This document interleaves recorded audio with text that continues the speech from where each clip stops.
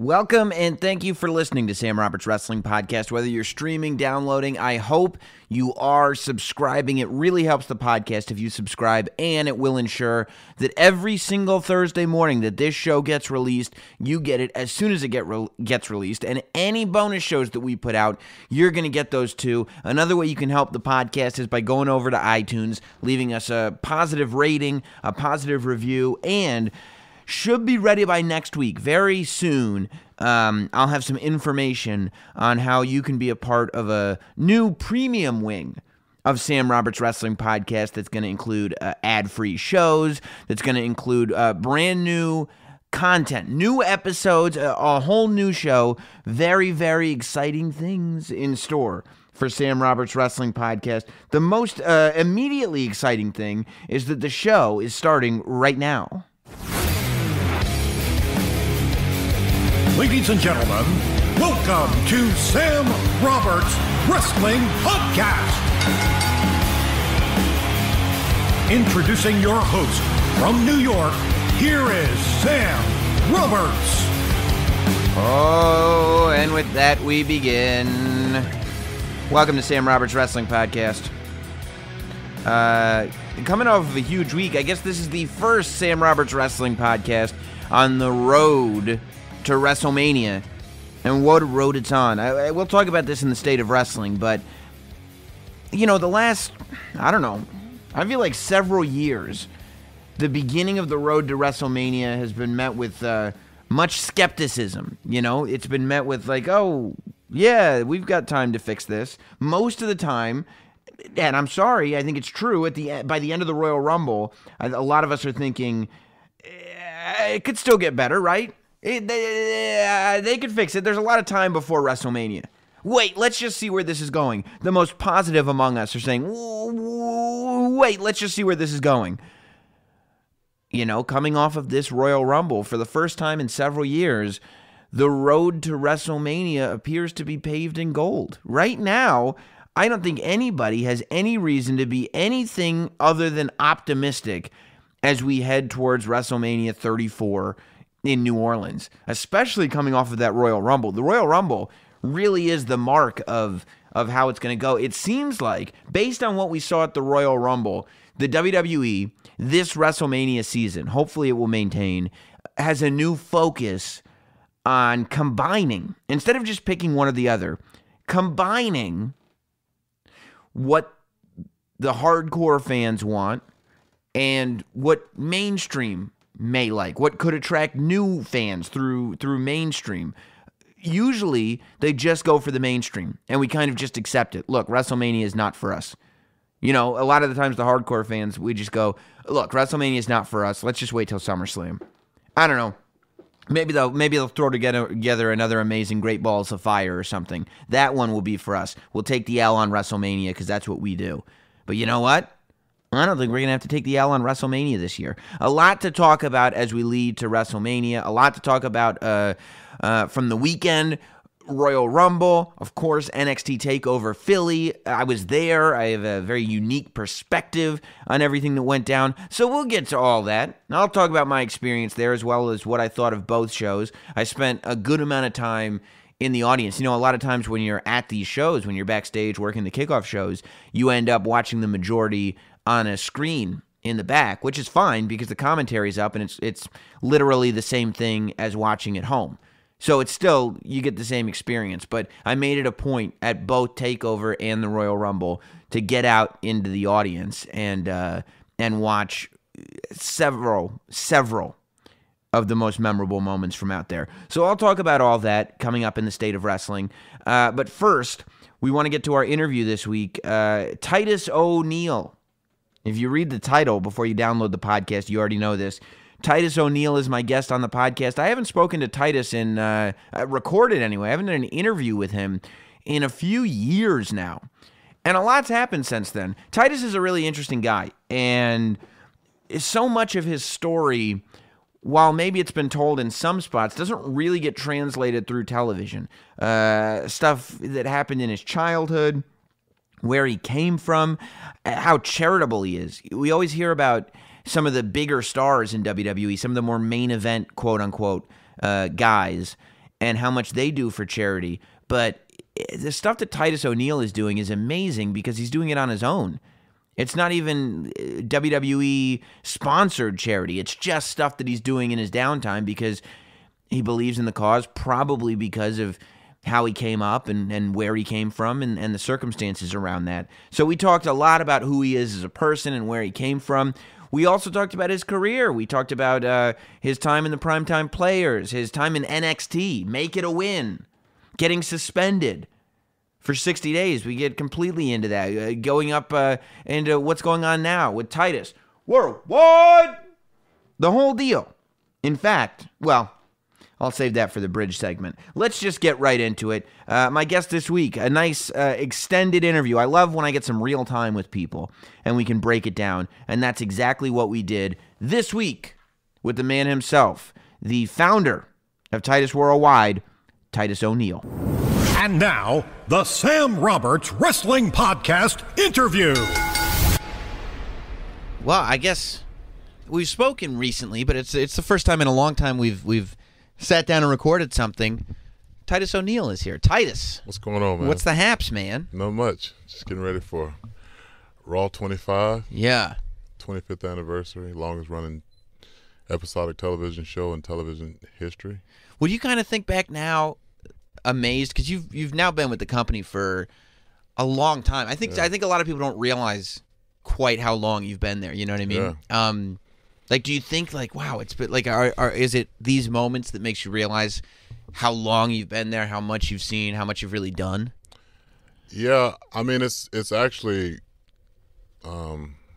pretty astonishing to me for a guy that, you know, didn't have plans on doing this at all, to have the tenure I've had up to this point, and to be able to see the things that I've seen, you know, not just at WrestleMania, but like small moments like the 800th show or 900th show or something like that, and now the 25th anniversary. See guys come back, see Undertaker come back, Stone Cold Steve Austin, The Rock.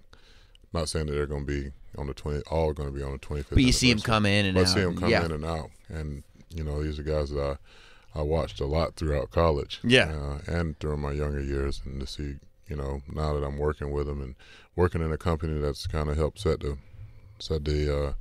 precedent for a lot of things, from a social media standpoint to cameras. You know, the XFL is a large reason as to why certain camera angles are shot in other sports now. Yeah, wasn't it amazing? You watched the XFL 30 for 30? Yes. And it really did. I thought they did a good job of driving that point home of like, look, the Skyline camera, the mics on the coaches, like all this stuff, because you can say what you want about WWE, whether you like the content or you don't like the content, but in terms of production value, there's nobody out there better. Yeah, and the risks they'll take, right? Like this network, the WWE network. Now we kind of look at it, well, of course there's a WWE network, and of course there's a million, however many subscribers. But when they announced it, it was like, number one, no company really had a live streaming media service, because this is more than Netflix. You're talking live TV, and we're putting so much behind it that they're like, we're getting out of the pay-per-view business, which has been in the bread and butter for so long. So was there any, when decisions like that are made, as much as I'm sure you have faith in the company, are there nerves being like, this is my money, this isn't just the company money, and if we're getting out of the pay-per-view business and this network thing doesn't work, like this is me? I mean, honestly, I hadn't been with the company that long to kind of see that business aspect of it. I see. So for me, it was just like, oh, we got something new. How's this going to affect me as a performer? Some people were worried about the pay, and which deservedly so. But for me, like, how can I utilize this to become even a bigger personality in the company? If you have your own network, then that means they're going to need tons of content, because nobody's going to sit there and watch wrestling all day long. So you need variety, you need different things. And so for me, I looked at it as like, what can I do to kind of help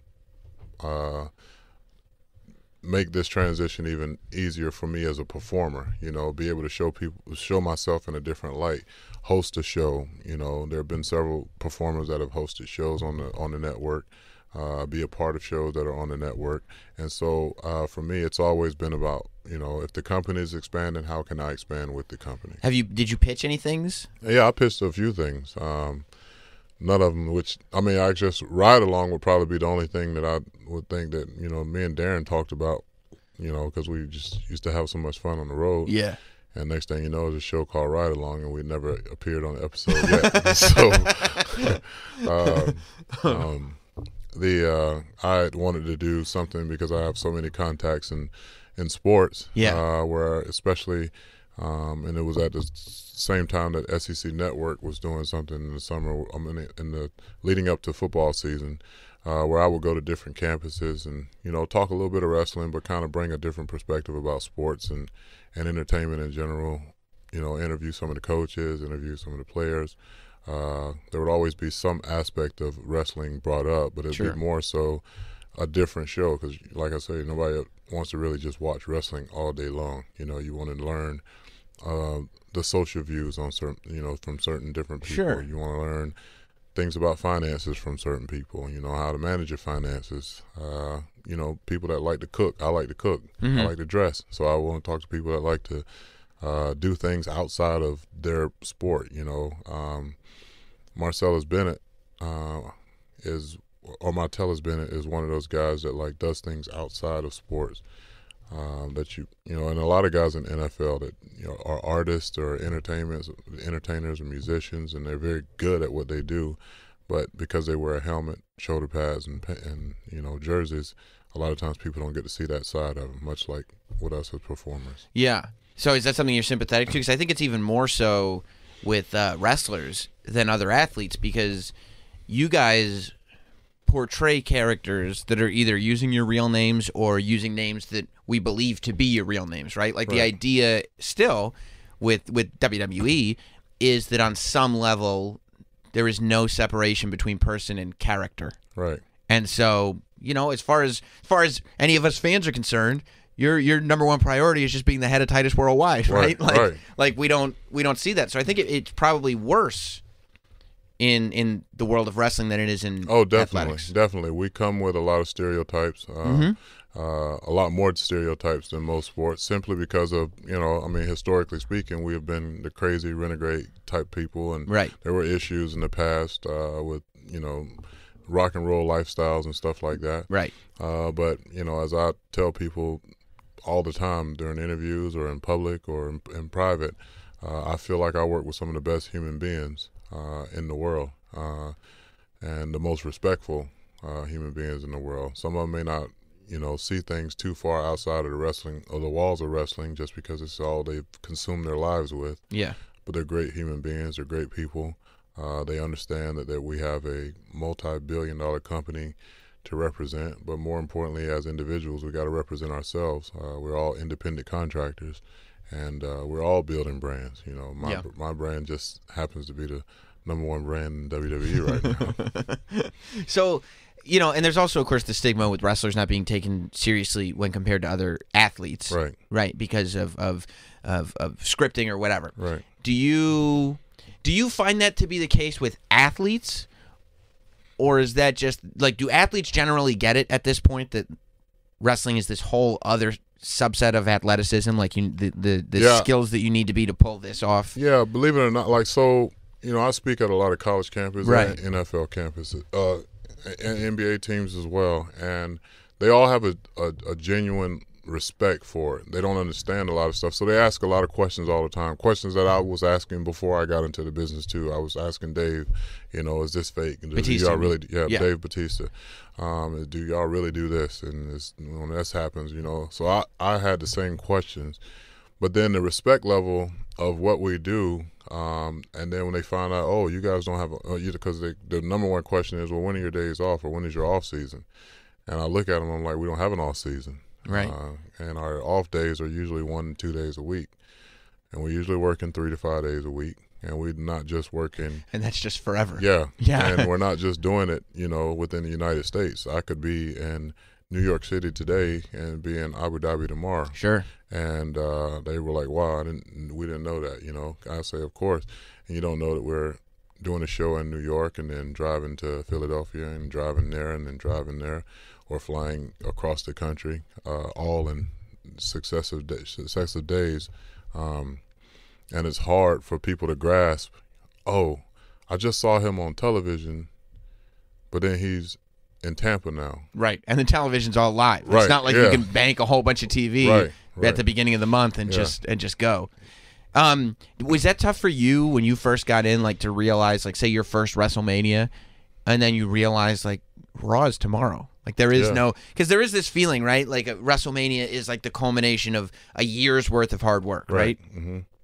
Yeah. But the next year starts the next night. Correct. So it's not like there's ever a moment of. No, it's like we're getting ready for the Royal Rumble, right? Right. But so you go, and this has been on my mind. It's like Raw 25 is like Raw 25. Yeah, but the Royal Rumble's in 6 days. Mm-hmm. Then it's going to be like it doesn't. It never stops. So, right. And that's what I think. That's one of the driving points to all of us as performers. It's like, okay, I may not have did anything last week, but next thing you know, I could literally go in today and, you're going to be our next Intercontinental Champion, or you're going to be our next Tag Team Champion, or you're going to be our next World Heavyweight Champion. Like nobody ever knows, and that's the beauty of it. It's like, but if you keep plugging away, and having good moments on a consistent basis, you get placed with more opportunities and hopefully take advantage of those opportunities. So is that how you stop yourself from being complacent? It's like, look, this is the one company in the world where the one thing we know is we're going to have shows. Yeah. There's going to be a lot of shows, which means at some point, even if I don't feel like I'm getting opportunity right now, it's going to come back around. Well, I have a different take, and I think I learned this probably maybe a year or two of this. It's like, it's predetermined, right? Mm-hmm. So if they want, they can make this cup the WWE World Universal Champion. Sure. Right? Sure.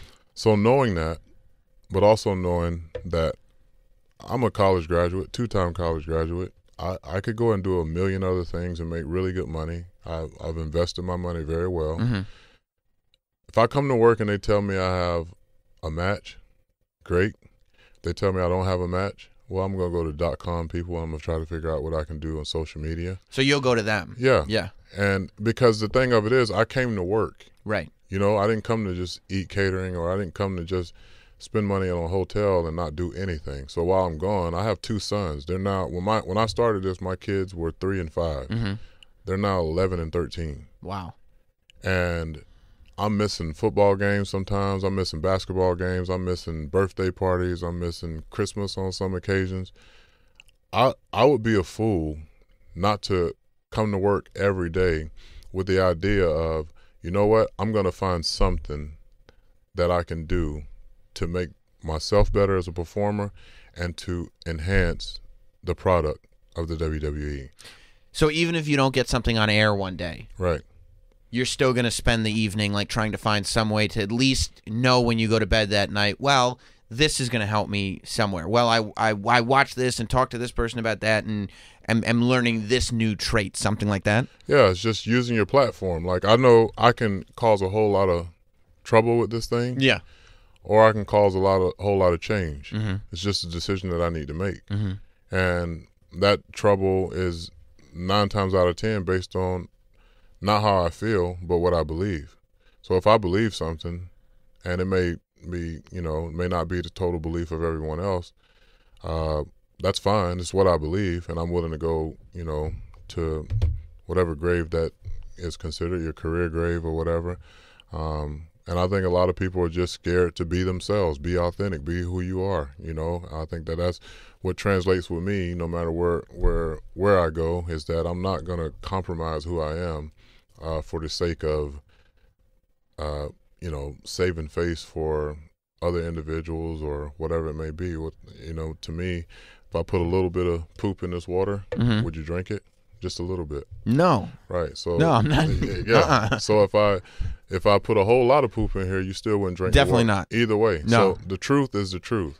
Right. Right. There's no. I'm not drinking poop water. Yeah. Right. Right. Right. So that's how I feel about truth. I feel like I don't have to, and how I feel about being me, mm-hmm.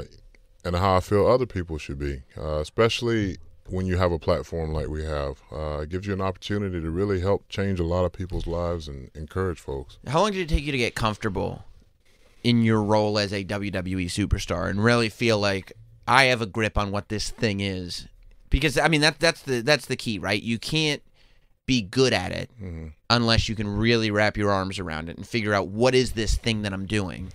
I think the number one thing is that I just decided, you know what, I'm going to have fun at this job. Right. You know, if they're going to pay me to go out and have fun, it's going to be physical at times. It's going to be entertaining at times. It's going to be very upsetting at times. And sometimes it's going to be very exhilarating. Right. And I know that I'm going to go through this roller coaster because I'm in the entertainment industry, just like a musician may be at the top year in 2015, and then 2016 you never heard anything, and then 2019 all of a sudden they're back on top again. For me, it's always been about consistency, and I feel like just it doesn't matter if I was a WWE superstar. It doesn't matter if I was in the NFL and starting quarterback. It doesn't matter if I was a head football coach at the University of Florida or Texas or wherever. I'm going to be who I am, period. Right. And fortunately, who I have become due to the fact that people invested in me when they had nothing to gain in return as a youth.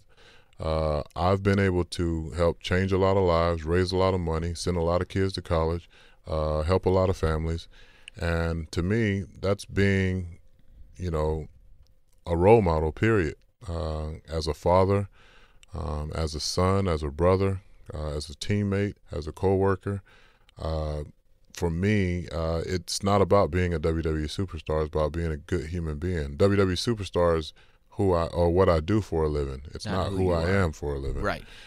Who invested in you as a young person? First and foremost, the Florida Sheriff's Youth Ranches. I went to a place called the Florida Sheriff's Boys Ranch when I was 12 years old, and up to that point I'd been told I'd be dead or in jail by the time I was 16 because I got in trouble a lot, bullied people, got bullied. You're a big kid. Yeah. Yeah. Well, big, skinny kid. But tall. Yeah. Right. Yeah. And you grew up in like a rough neighborhood? Yeah, I grew up in the projects. So, right. Yeah. My mom was raped at a very young age, at 11, had me at 12. Wow. And so we kind of bounced from family member to family member's home, and you know, subsequently homeless at times too, and so. But this fight for survival thing was like built into you. Yeah. There was no. It's not. I think a lot of us who kind of have more traditional upbringings, like, yeah, we're willing to work for it, but the idea of literally fighting for survival is not built in to us, right? Right. And well, not only that, also learning how to work with what you have. Right. You know, because that's the only option you have. Right. And there were a lot of times when my mom was faced with, you know, are we going to eat tonight or are we going to keep the lights on? And we needed to eat. Right. But we also needed lights because it was cold and we needed heat. So we'll wait till we go to school in the morning to eat. We need to pay this light bill. Right. A lot of people aren't faced with that situation that I cross paths with, but then there are many that share even worse stories that I grew up with. And so for me, it's just really, I think, like I say, if all four of us that are in this room were sitting in a hospital, and I always equate this to people protesting or people wanting to be political. I'm not a political person. Mm-hmm. You know, I vote, but I don't care if you're Democrat or Republican or Independent. Doesn't matter to me. Let's do what's right because it's right. Mm-hmm. But if all four of us were sitting in the room, not one time would I ask this gentleman, well, how much money did you make last year? Right. If we're all sitting in the room and all of our moms are suffering and we're trying to figure out how we're going to help save our moms from suffering from breast cancer or dying from breast cancer, you could care less what religion I practice, whether he's gay or straight, whether I'm, you know, black, white, purple, or what I'm mixed with, or where I went to college. We're all there for the same reason, which is, man, we want to try to save our mom. Isn't that amazing? Like, when it comes down to it, there is that thing built into us as people that we can be just human beings and recognize that. But it's like, I feel like even more and more these days, until people get pushed to that point, they don't want to. I don't know if they want to, if there's just not those complications, so they need this sort of complicated dynamic in their lives. They need to have an enemy. I don't know what it is, but I feel like it's one of those things that now reaches across the board. It's very unfortunate for the society to, to be the way that it is, but here's the reality that I've come to find. Unless it affects certain people economically, it's not an issue. And if it's not a tragedy, it's not an issue. Or if it's not personal, it's not an issue. When it becomes personal to certain people, so if I take, for instance, my kids go to a school in a pretty affluent area. If it was freezing cold and my kids' AC or whatever, the heat was not working well in the school and they still got forced to go to school, I guarantee you the majority of the people that live in my neighborhood around my area would be raising hell down at City Hall. Sure. But just across town, if they're dealing with the same situations, people are looking from my neighborhood most times and saying, oh, those poor people. Oh, those poor people. Somebody should do something about that. Well, because your kid's not involved. Right. You're waiting for somebody else. Waiting for somebody else to do it.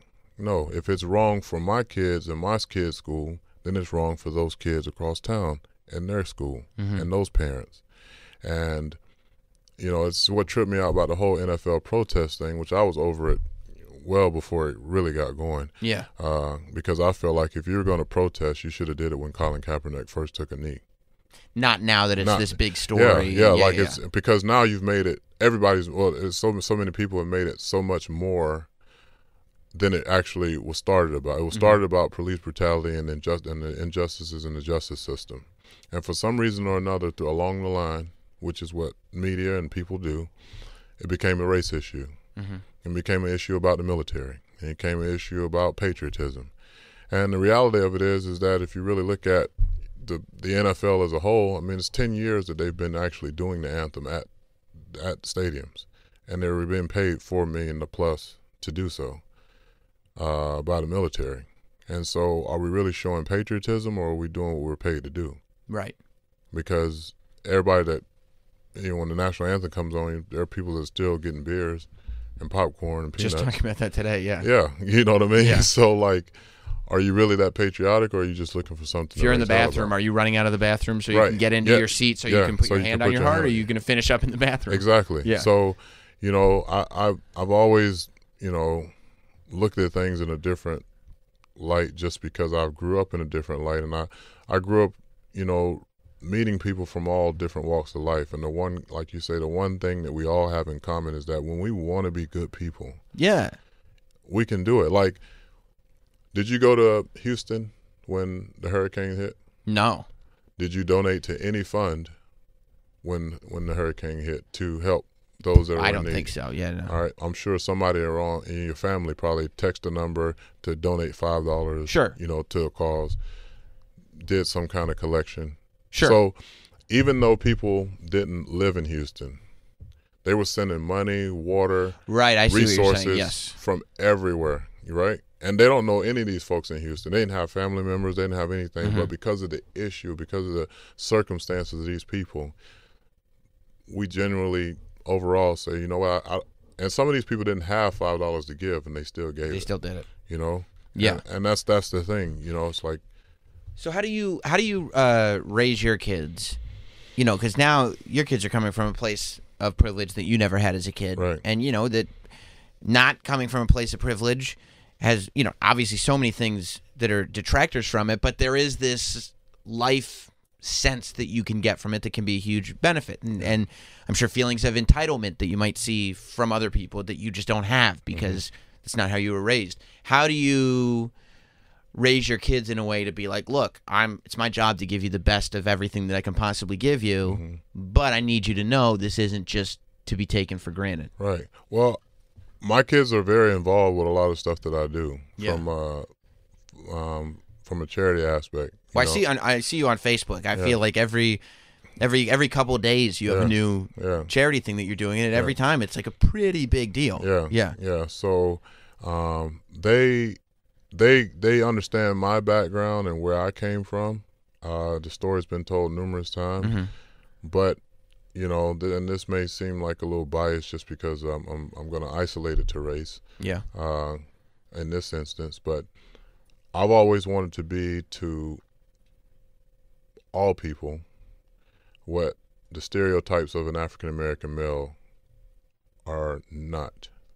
I wanted to be the reverse. I didn't want to be a person that was viewed as uneducated. I didn't want to be viewed as a person that was in jail. And I didn't want to, most importantly, be viewed as a person that was an absent father. Right. Even though that happens in other races as well, for some reason or another, it's highlighted with us. And so for my kids, they understand that we have 3 rules in my home. The first rule is love and respect everybody you come in contact with. You may not agree with them, you may not even like them, but you love them and you respect them. Rule number 2 is that we don't use the word can't. And that's for 2 reasons. The first reason is from a biblical sense.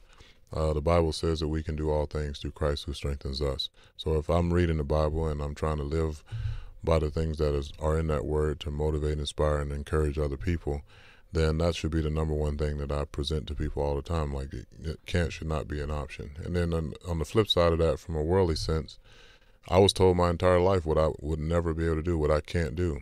And I've done that 10,000 times better than I ever thought I would have ever done it. And then number 3 is always be your best. Your best may be a C on a test one day, it may be a D on a test, maybe an F. But if I know and you know that you gave your best effort, then nobody can ever be disappointed.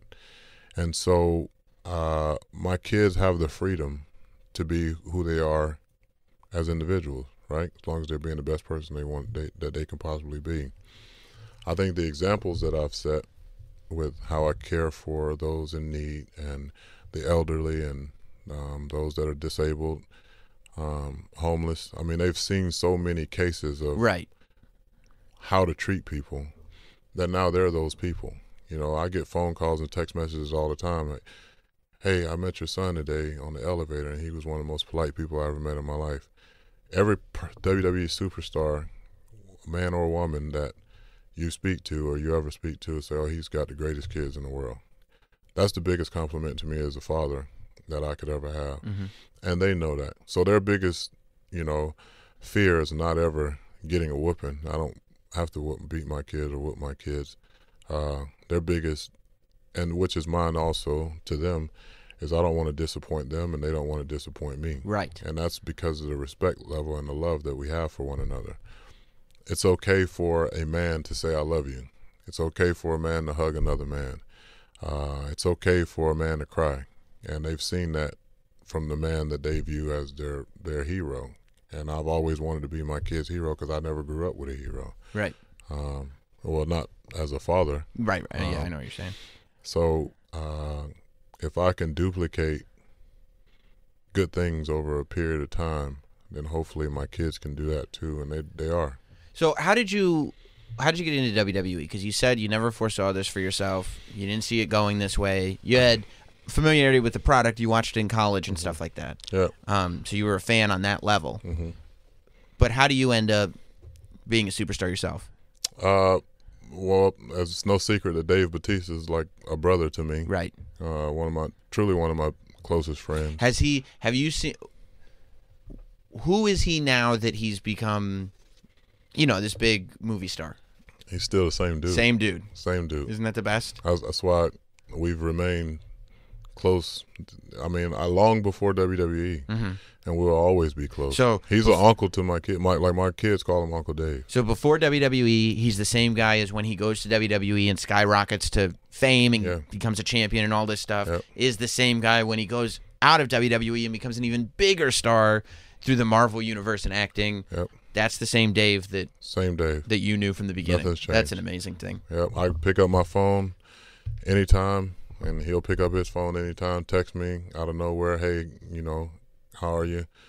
And I do the same, and happy birthday. You know, I texted him the other week, and I was just with him the week before eating lunch. And one day I was driving to South Tampa to get to the story of how I got into the business. I was driving to South Tampa to go pick up a pair of dress shoes. It's Brighton Plaza, which is off of Del Mabry in Tampa. Is literally like right down the street from FCW at the time, which was developmental, which is now NXT. And I just so happened to drive past the building on my way back home, and Dave had told me, you know, where it was and things like that and what color it was if I ever wanted a chance to go down there, who to speak to and stuff like that if I ever wanted to take a look at it. So I was down there getting a pair of dress shoes and picked up the telephone and said, Dave, is this the place you were talking about me going to, or where you guys train and get treatment and stuff at me? He was like, yeah. And I said, well, I'm going to poke my head in the back door and, you know, see what it's about. And 2 weeks after I poked my head in the back door, I was in the ring, bumping around, learning how to become a WWE superstar. And that happened in the end of 2009. And then you end up on the NXT TV show, yeah, which was that weird, like, hybrid. 3 months in. 3 months in. 3 months in. So that had to be crazy because... And I was at home in Tampa. Wow. Yeah. So it had to be nuts because you can go back now, and I've watched some of it. You can go back on the network. It kind of shocked me that they put those seasons of NXT on the network, but they did. They're all up there. Yeah. And like anybody you talk to about that era of that show just talks about what complete chaos it was. Yeah. Nobody, especially the young guys like you, had any clue what was going on. You'd get in the ring, you'd have no idea what the plan was. Yeah. Like, as a guy who is 3 months in the business, I mean, what kind of head trip is that? Are you going like, is this what this is? We will get right back to Titus momentarily, but did you know the best thing that you can do for this show is to help support our sponsors? The people that support us are the people that I tell you about. And, you know, for a long time in my life, I'd show up at these wrestling shows, and people would come to me, and they'd go, Sam, how do you get these tickets? What can I do to get Sam Roberts seats? You go, you watch Monday Night Raw, you watch SmackDown, you watch pay-per-views, and you go, how is it that these people get these amazing seats every time? The guy with the long hair, the guy with the airbrush jacket, all these people that you see on TV. How do they get these amazing seats? Well, I can make a bold prediction, and I'll tell you that it's through SeatGeek. You see, the SeatGeek app, it works so easily. It's on your phone. And it's the easiest way I've found to shop for tickets to any event, be it WWE, any wrestling, any comedy, any concerts, any Broadway, whatever you want to do. I can be anywhere. And with just a few taps, I can instantly find seats. You know, I would have used SeatGeek over the weekend if I wanted to go to NXT TakeOver, if I wanted to go to the Royal Rumble. SummerSlam tickets just went on sale. And I heard it from a guy on Twitter who listens to this show, and he told me the reason he was able to go to SummerSlam is because he used SeatGeek. You see, it's designed to make your ticket buying experience easy and proper. SeatGeek grades every ticket based on a value to help you get the most bang for your buck. If you want the best value ticket, you go to SeatGeek. If you just want the best seat in the house, you go to SeatGeek. Make SeatGeek your go-to app for finding the best deals on every type of ticket, and each purchase is fully guaranteed, so you're going to be able to shop with confidence. You're not going to be one of those jamokes that shows up to the door of an arena, and they're going like, boop, boop. Sorry, that's not a real ticket. It's not going to happen with SeatGeek. Best of all, you can actually save money because my listeners, the Sam Roberts Wrestling Podcast listeners, are going to get $20 off their first SeatGeek purchase. You guys, just for listening to this show, get $20 off your first purchase. All you have to do is download the SeatGeek app and enter promo code SAM today. Go on your app store, download the SeatGeek app, enter promo code SAM, S-A-M. You're going to get $20 off whatever ticket you want to buy, and then you're going to be able to run into me at any of these WWE shows. That's promo code SAM, S-A-M, for $20 off your first SeatGeek purchase.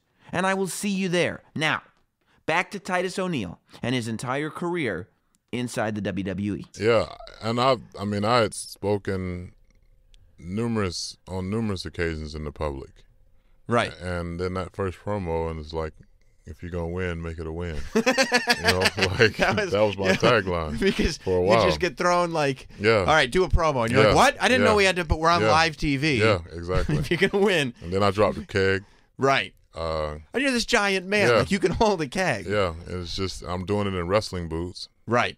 And it's like, and you've only been 3 months in wrestling boots, by the way. Yeah, yeah. And even in that case, like not even a full 3 months in wrestling boots, because Right. Yeah, you know what I mean? Like, Are you going to go to the first day of camp, show up with boots already? Who do you think you are? Yeah. Or that's like coming to football. You never played football a day in your life. Uh-huh. And then they're like, all right, we're going to put you in the game.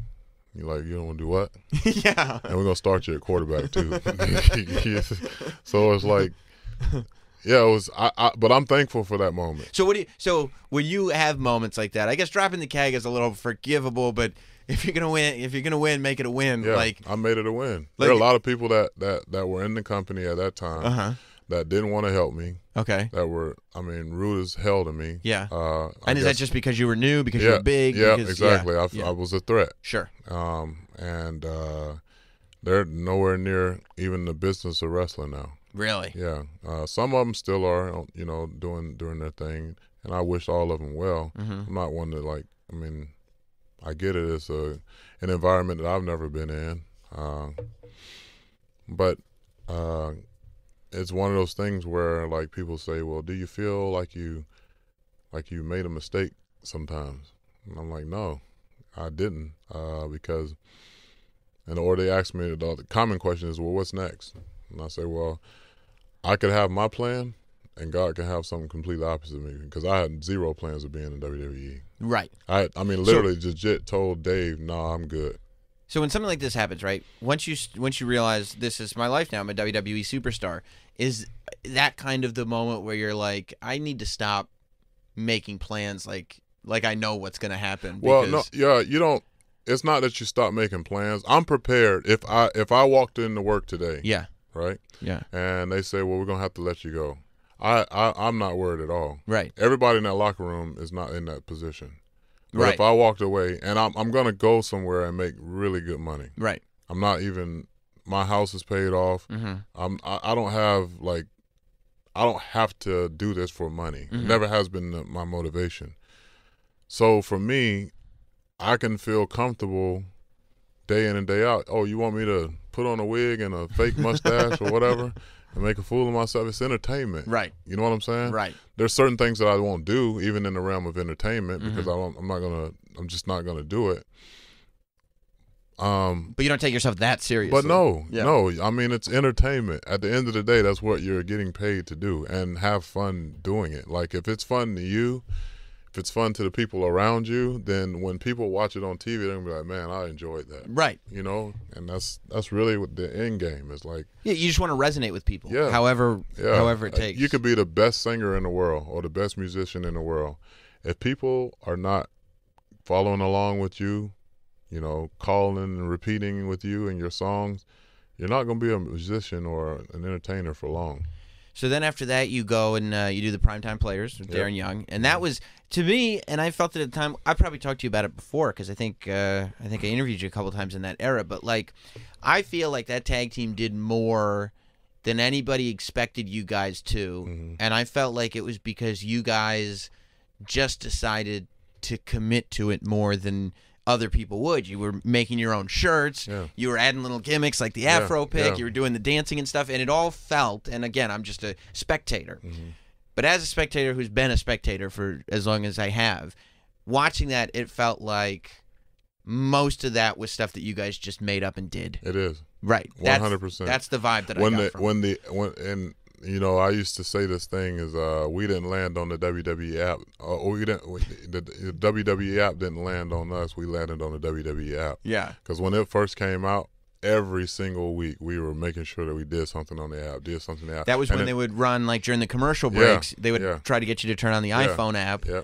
And, a lot of people didn't want to do it because it's extra. It's extra work. Yeah. Yeah. And we embraced it. Right. It's just no different than anything else. It's like, okay, and so a lot of times, because of the WWE app, we ended up getting stuff on to Monday Night Raw or SmackDown. So what, you do something funny on the app, and then they show it to Vince and whoever else is making the decisions, and they go, "Yeah, we should do this on TV." Yeah, or it gets traction on social media some kind of way, and as we all know, the world of social media can make or break some people. Yeah, absolutely. So, it's just, again, it's embracing whatever is given to you and taking advantage of it. So when the Primetime Players break up, is that a nerve-wracking thing in the sense that The first time or the second time? The first time. Because the second time you were probably ready because you did it once already. Yeah. But the first time. Yeah, the first time was very unceremoniously done, and neither one of us were very happy about it at all. Right.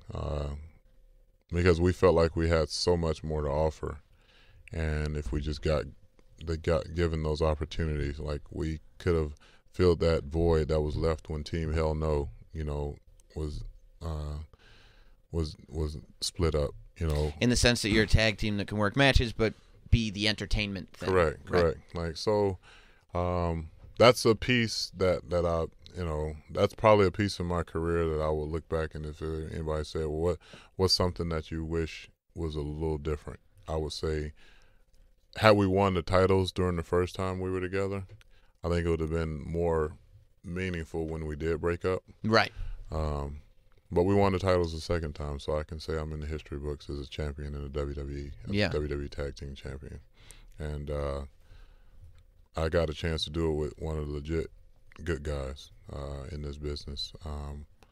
That is a real friend to me. Yeah. And unfortunately, he's not with us today, but I still talk to him, and kids still talk to him. So it's definitely one of those, man, we could have did so much more, but man, I'm so thankful for what we did do. Yeah.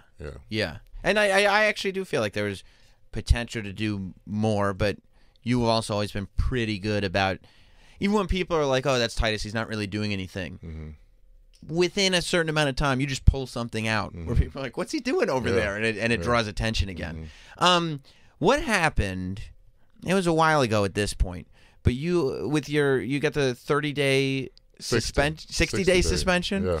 And again, this was way before, I had any sort of information, but all the internet said was they showed the clip of you kind of holding Vince McMahon's arm at the end of that episode of Raw, and the next thing we know, Titus is gone for 60 days because he manhandled or whatever it was. Yeah. It wasn't manhandling. Right. But it was, I guess I touched the boss in an inappropriate way at an inappropriate time.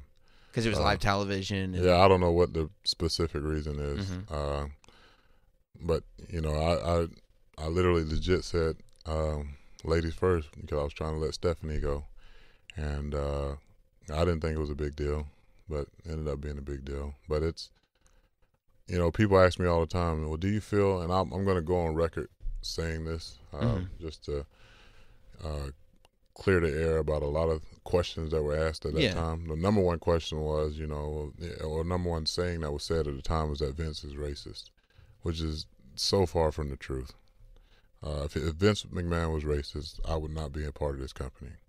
Point blank, period. I don't need to check that back. Right. Quite honestly, me and Vince have a very, very good relationship. Even today, we both share very similar idols in Muhammad Ali and Martin Luther King, Dr. Martin Luther King.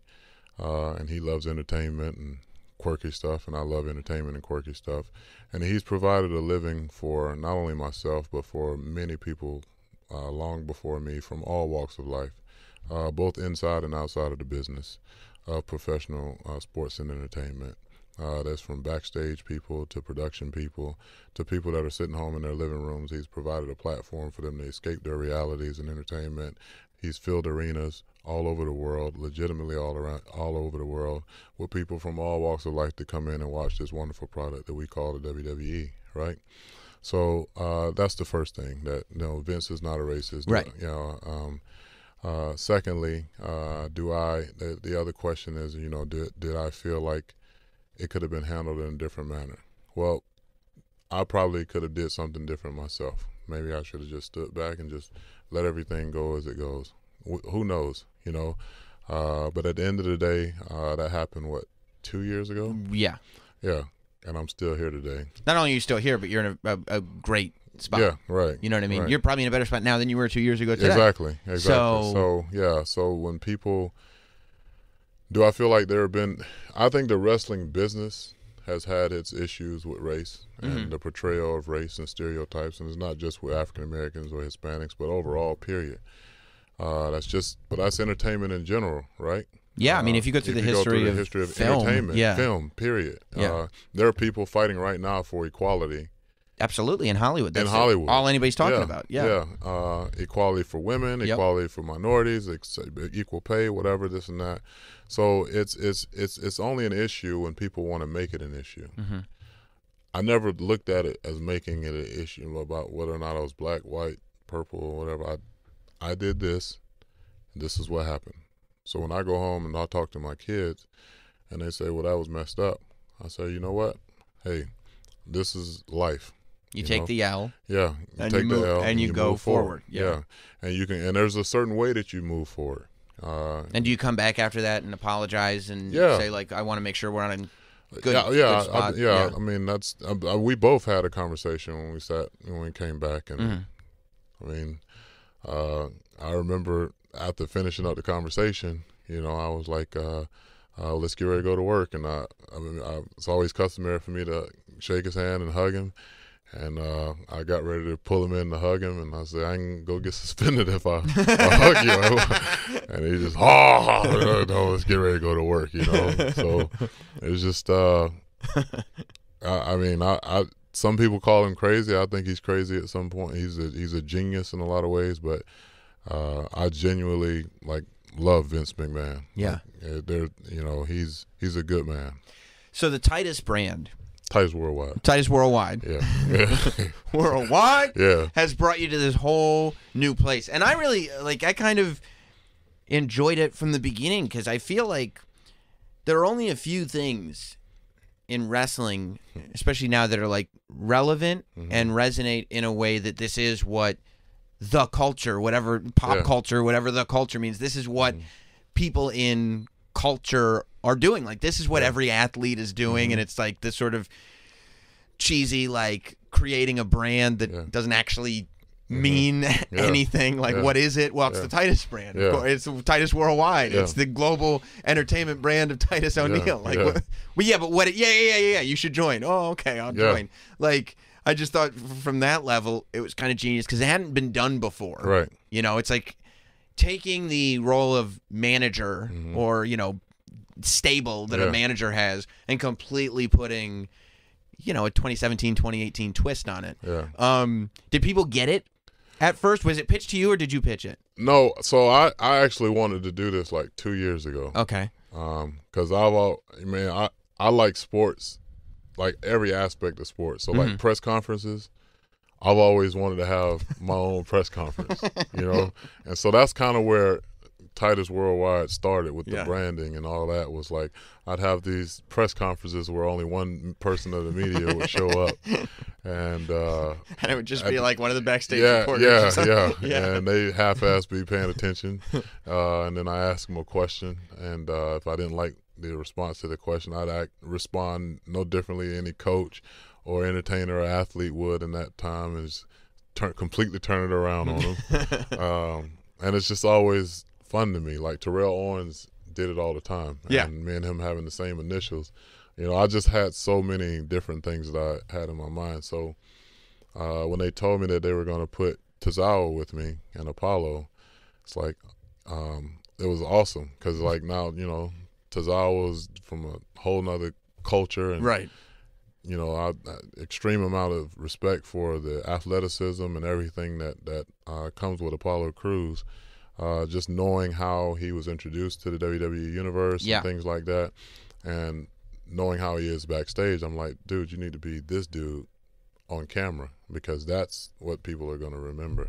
Right. And then now adding Dana Brooke just brings a whole nother element to it and a lot more fun. I do love that Apollo went from looking at you what are you doing? This is stupid, to now fully committed to Titus Worldwide. Yeah. It's like a transition, right? Yeah. Hopefully Nia Jax will be in the same situation because right now she's Apollo's partner for the Mixed Match Challenge. Right. So you're obviously trying to scout. Yeah. She doesn't really want anything to do with Titus Worldwide, but I mean you can't get one and not get all of us. No. I mean I'm just you got to do when their night of the Mixed Match Challenge comes up. You have to be throwing shirts on her Yeah. Like Titus Worldwide shirts on her back while she's put walking. A hat on her. Yeah. That's if they win, throw the hat on her head. That's how it was gonna be with Apollo when we first started. Started putting all kind of Titus Worldwide gear on him and everything. Like after like a UFC fight when the sponsors just come in, like, oh, you gotta wear the hat. Exactly. Like don't even know what they're wearing. Yeah. Well, look, man, I think it's amazing what you're doing, and like I said, I mean, I see you on Facebook, and I'm like, this guy doesn't stop ever. The charity stuff that you do is like pretty unbelievable. Where can people find all the information that they need to find about that end of what you're doing?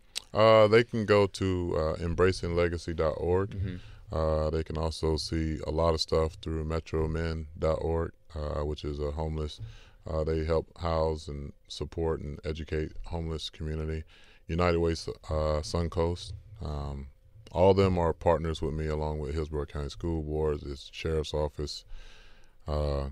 Most of the stuff you can just see throughout my social media at Titus O'Neil WWE. I share it on Instagram and Twitter and Facebook. Mm-hmm. Is my personal, which you have it because you're a personal friend. Yeah. But yeah, I think I like to think I do a pretty good job of letting people know what's going on and what we're doing. It's really cool to see, like, you know, a lot of people talk the talk, right? Mm-hmm. Like a lot of people like to talk about how charitable they are, how much they care, how much other people, you need to start doing this, people need to start doing that, but I call them out though. You do? Yeah, all the time. I call them out because my thing is, you know, I don't need a camera to do what I'm going to do. Right. You know what I mean? Like, well, that's the amazing thing. I mean, this isn't like WWE stuff. No, this isn't. No, I don't need it. I don't need it. People invested in me when they had nothing to gain in return, and people ask me all the time, "How is it that you make so much time to do so much stuff for other people?" And I turn around and say, "How can I not? Yeah. How can I not make that time when people made it for me?" And so when people are saying, "Oh, we really want to make a difference," you know, we're gonna go protest. Well, that ain't really making a difference. Mm-hmm. Protest ain't never helped nobody. Why don't you actually figure out what the problem is and let's help solve it? Yeah. And why don't you bring some people together that are gonna like have the same, you know, they might not have the same approach, but they have the same end goal. If your end goal is to put more money into the public school system, then it doesn't matter what color you are, where you come from, what your job title is. Let's go try to get more money put into this, because everything, you know, politicians are going to be who they are. Right. You know, and I'm friends with politicians. And I have a very good relationship with our sheriff. I have a very good relationship with our police chief. Me and the mayor Bob Buckhorn, they called me the second mayor of Tampa because I have a very good relationship with him as well. And I value those relationships. The superintendent, Jeff Eakins, I always value relationships with people that have an opportunity to help change people's lives, whether that be in entertainment, politics, sports, or just your day-to-day person that says, you know, hey, I don't have 100,000 followers and I don't have $100 million, but I have some time and I want to help you do the things that you're doing, because I think they're pretty phenomenal. Well, Titus, you're making it a win, just like we always knew, like you always said you would. Thanks a lot, man. Thanks for having me. Of course. Absolutely. Here is Sam Roberts. Titus O'Neil. What an interesting guy, huh? I don't think that a lot of people get that perspective on him, so I'm really glad that he had time to do the podcast and time to hang out as long as he did. Answered a lot of questions that I had about his career, but also just got into him as a guy, and I hope that you guys share that interview and post it everywhere and let all your friends know, because I just think that that's a side of Titus that we don't see often enough.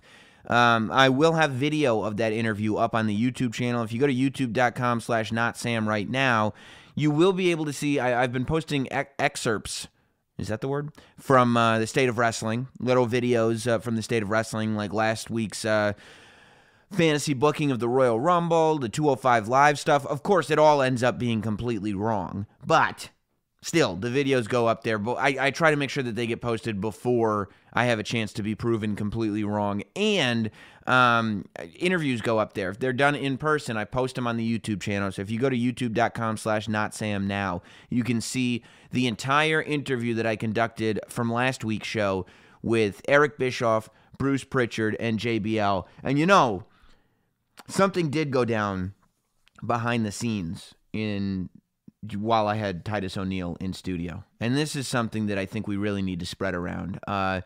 This was big for me. This actually happened. Here, I guess there is video of this, but I guess I'll just play the audio for you. Take a listen to this. Here we go. I'm here with my good friend here, Sam Roberts, who's not only a good friend, but also a phenomenal person in the world of sports and entertainment, does a lot of work with us in WWE, does pre-show stuff, and great mind for the wrestling community as well as the sports in general. As you can see, we're here at SiriusXM. We just finished up his show and a podcast coming out soon. But, I'm trying to expand, in every single way. So, Sam, I'd be more than happy if you were to become an official member of Titus Worldwide. But we need to do it on camera. You think? I think you could I represent the brand? You can represent the brand on all the pre-shows. You can do it on the radio. You can do it anytime throughout time that you're here. I mean, it's really I'm officially. Simple. Yeah. Sam Roberts. Yeah, I'll do it. Ladies and gentlemen. Yeah. Is the newest member of Titus Worldwide. Did you hear that? You talk about a dream come true. I'm in Titus Worldwide. What other wrestling podcaster, what other wrestling fan is a member of Titus Worldwide? This is a global brand that is very, very exclusive. The amount of people who have been given permission, the blessing from Titus O'Neil to represent the brand, to be a part of the brand, to be an ambassador, I am officially, you heard it from the man himself, from Titus O'Neil, I am officially a member of Titus Worldwide. Pretty sure the first of my kind, and I want to thank all of you for making the whole thing possible. That doesn't just happen, right? It doesn't just occur. It's all of us working together here at Sam Roberts Wrestling Podcast. You think 170 weeks ago, when I started, or 171 weeks ago, whatever number podcast this is, when I started doing this thing, I thought that I was going to be made a member of Titus Worldwide. It's a dream come true. So thank you to Titus O'Neil. It's now Titus, Apollo Crews, Dana Brooke,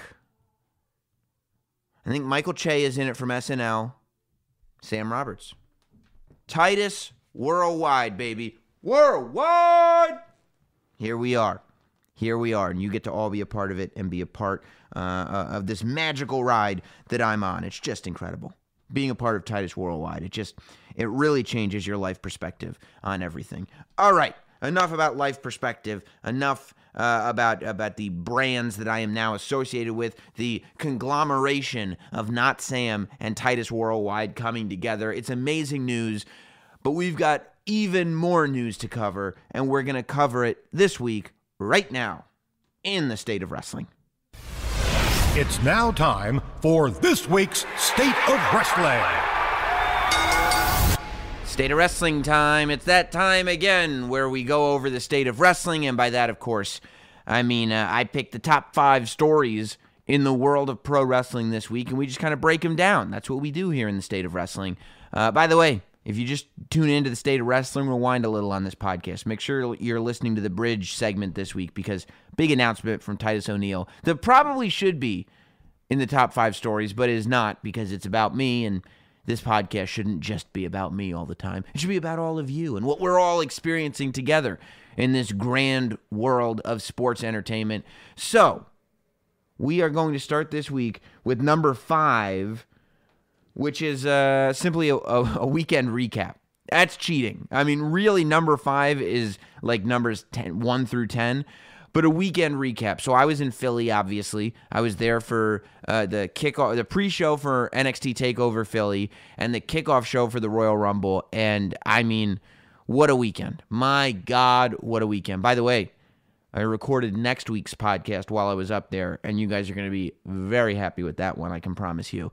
But so much fun being there, as it always is, and pulling everything off. I've really started to love doing those live shots from the crowd before the pay-per-views, just because, I don't know, because they trust me now, so I'm never scripted in what I'm going to say, I've got a minute of TV time. I can't hear myself talk. I'm in front of everybody shouting behind me, and I have to try to put together some thoughts into sentences that actually make it look like I'm not a complete ignoramus on television. It becomes a challenge in the best possible way. So I have a lot of fun doing that. And also it's one of those things where, like, when you think about dreaming of working for the WWE and doing all that stuff, the one vision, at least for me, that kept coming into my mind was holding the WWE microphone.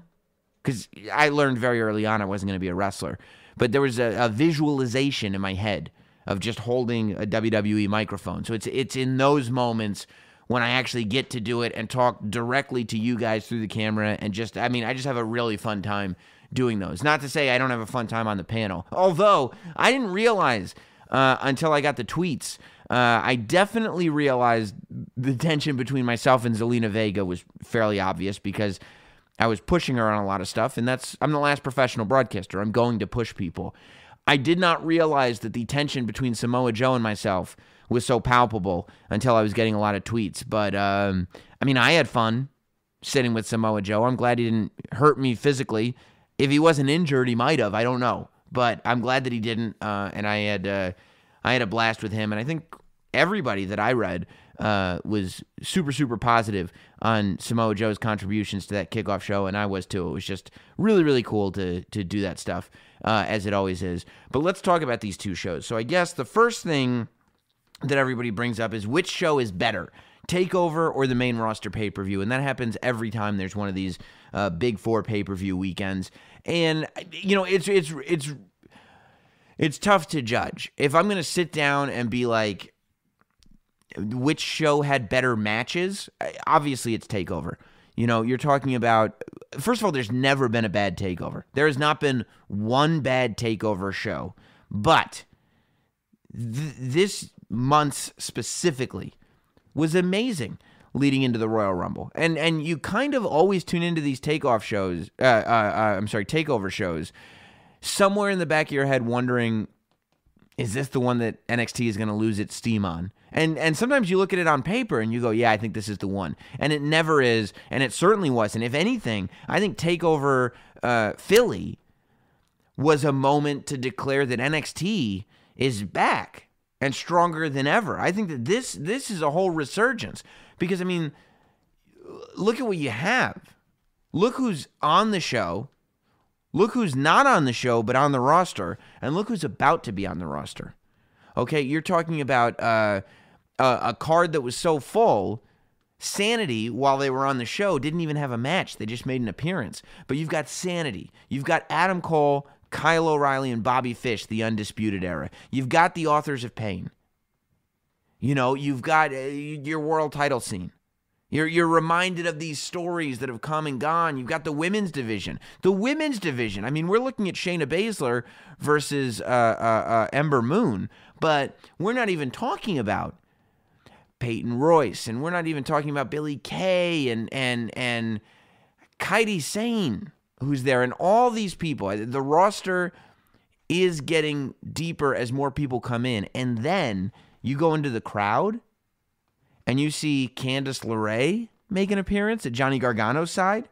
You see War Machine make an appearance. You see Ricochet make an appearance. And then, really surprising everybody, in a suit that was eerily similar to the suit that I wore the next night, EC3 shows up under the name EC3. How amazing is that?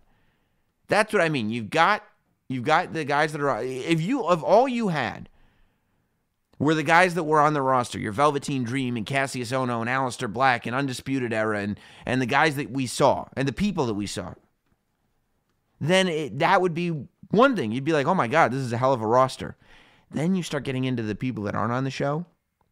Then you start getting into the people that are getting ready to debut in NXT. They're really not in any trouble whatsoever. It's kind of amazing to see this new wave of NXT come forward.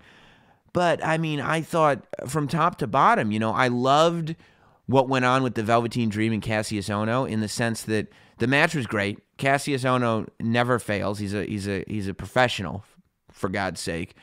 But Velveteen Dream, to realize that he is under 25 years old. He's in his early 20s, and he's already doing the stuff that he's doing. He's got years upon years upon years of main event matches in him, and it's amazing. I mean, most people far older than him could not even make the Velveteen Dream gimmick work, let alone steal shows with the gimmick, and that's exactly what he's doing. The idea that, he stole War Games, absolutely, Velveteen Dream and Aleister Black did. In hindsight, they definitely did, which is a difficult thing to do on a show called War Games with a War Games match, and I pointed that out on the pre-show.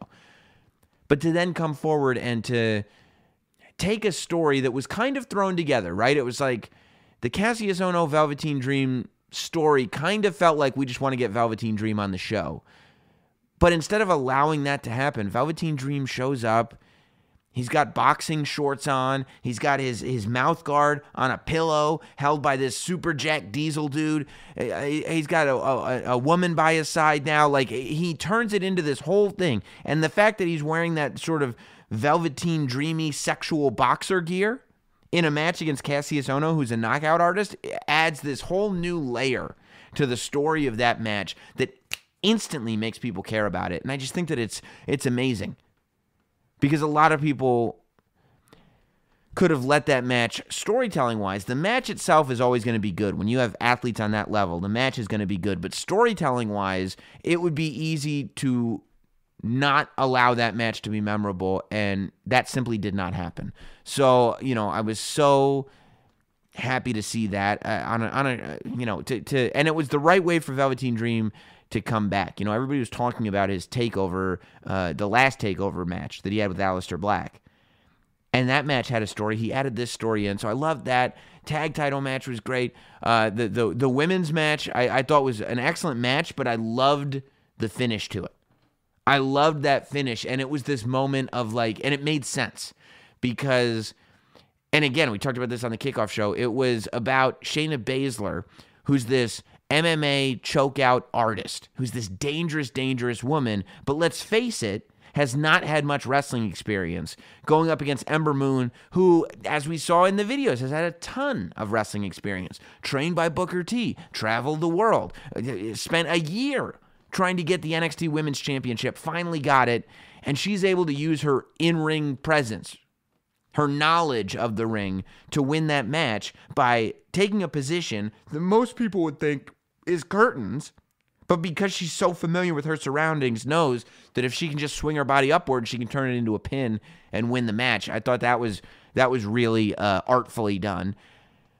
I went out into the audience and saw the Extreme Rules match between Aleister Black and Adam Cole, which was just brilliant. And then, brilliant. I mean, some of the spots in that match were just incredible. Then, I'm going, I don't see how they're going to top this thing.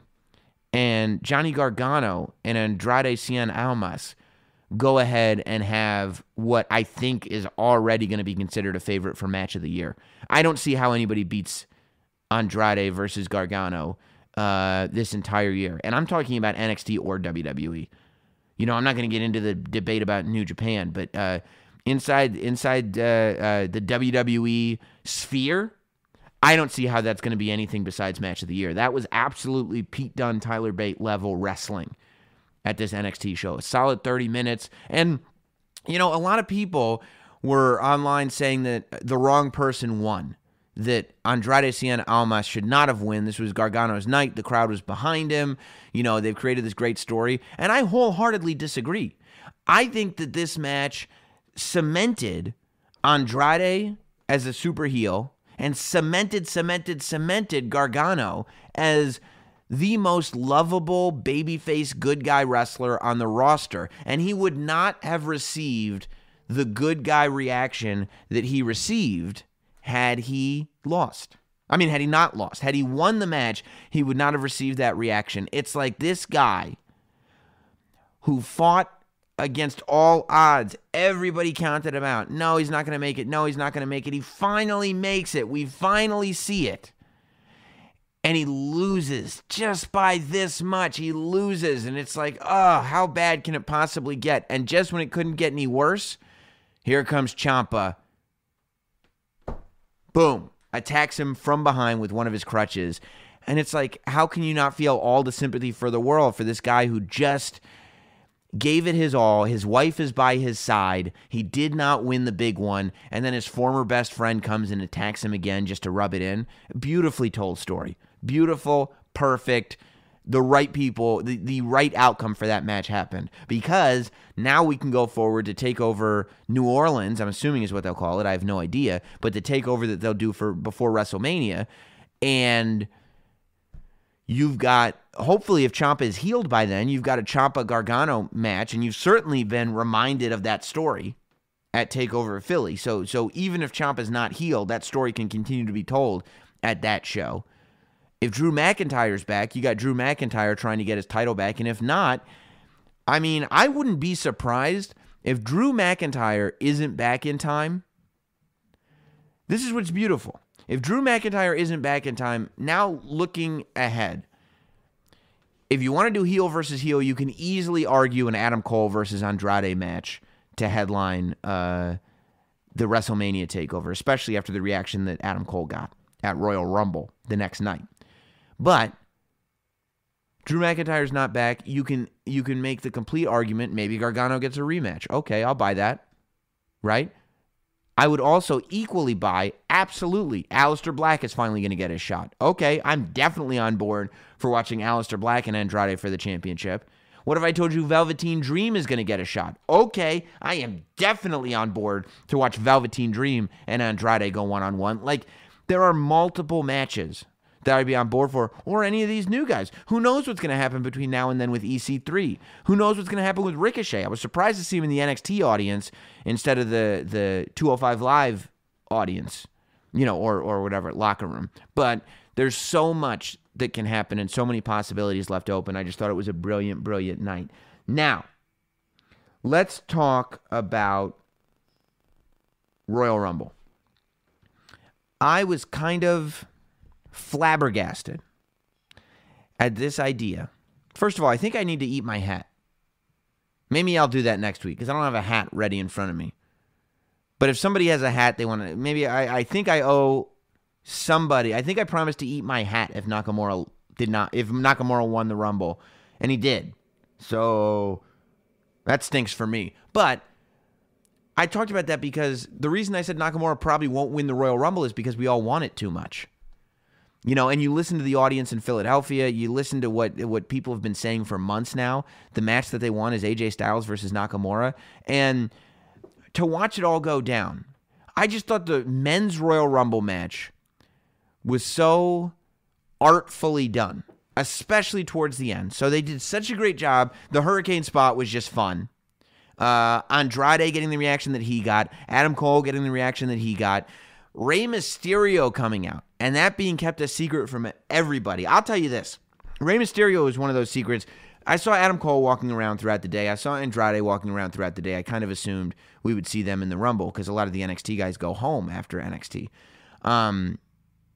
So I was like, okay, that's really cool that I'm going to see. Hopefully I am going to see these guys, especially Adam Cole, who, if you've been listening to this podcast, we've been following his career for a long time. So to see him at this spot is like, to watch him go out onto the stage, put his two fingers up, and to hear 20,000 people in the Wells Fargo Center shout Adam Cole, bae, was, mind-blowing. I just loved it, and I'm so happy for that guy. I did not see Rey Mysterio all day. He was one of the hidden guys that was stuck in a bus somewhere, like the Hardys were if you watch that WWE 24 special about WrestleMania. So I didn't see him all day, right? And I go out onto the floor. And this is where it cost me being a mega wrestling fan. I go out onto the floor to watch the entire men's Rumble match just because I wanted to soak in the atmosphere. And I was so glad that I did because it was so much fun. But I saw Rey Mysterio's son, Dominic, out on the floor. And that's when I realized that Rey Mysterio was going to be in the match. And I went, oh, no. Oh, no. See, because of the custody on a pole match, I know Dominic's face. Even though he's much older now, I remember his face from the Eddie Guerrero feud when they were feuding over custody of Rey Mysterio's actual son. And I was like, that's from the custody on a pole match. Oh, I'll bet he's coming out. And he did come out. And while the surprise was ruined for me, it wasn't ruined for the people in the building, and the moment wasn't ruined for me.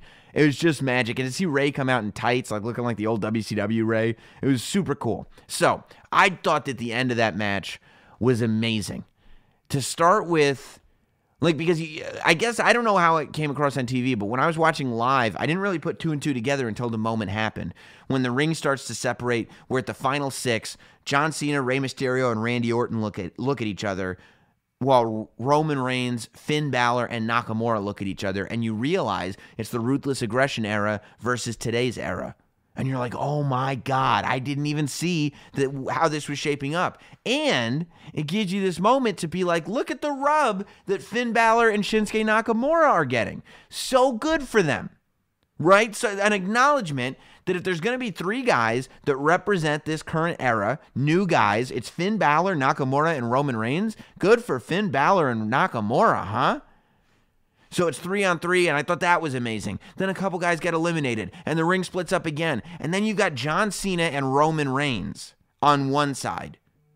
And you've got Nakamura and Finn Balor on the other side. We're now literally seeing a scenario of the narrative of the 2 guys that the company has shoved down our throats, ours being the fans. 2 guys that the company has shoved down our throats versus the 2 guys that we've been rooting for since they got here. The 2 guys that we want to see versus the 2 guys that they're making us see. And that was how it went down. And I thought that was just gorgeous, beautiful. What a story, and a story that I didn't see coming, especially because John Cena started working heel. Watch that match again. You want to see John, if you've been foaming at the mouth, waiting to see John Cena turn heel, you watch that Royal Rumble match again, especially the end of it, and you'll get a taste of it. You'll see it. That was bad guy John Cena, ladies and gentlemen. No doubt about it. There is no arguing that. The end of that match, it was bad guy John Cena. It wasn't even the John Cena that we saw on Raw wrestling Finn Balor, which we'll talk about later, that was, kind of trying to get some sympathy from the crowd. This was bad guy John Cena. This was John Cena looking at the crowd and being like, oh, you like these guys? Well, too effing bad. I'm going to throw them over the top rope and go to WrestleMania, and I don't care if you like it or not. That's bad guy John Cena. I mean, so cool. So cool.